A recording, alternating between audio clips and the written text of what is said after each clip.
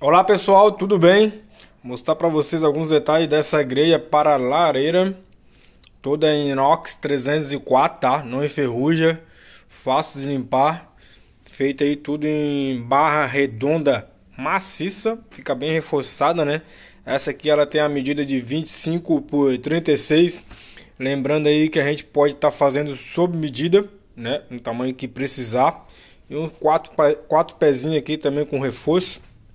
Aqui a gente tem 15 centímetros de altura, mas podemos fazer sob medida aí de acordo com a preferência do cliente. Beleza? Aqui a gente tem um rastelinho para espalhar a brasa, tá? Quem tiver interessado, só entrar em contato através do WhatsApp, o número tá aí na tela, se quiser pausar e copiar. Também vou deixar um número na descrição do vídeo. Beleza? Eu sou aqui de Palhoça, Santa Catarina, mas envio aí para todo o Brasil com fretezinho grátis.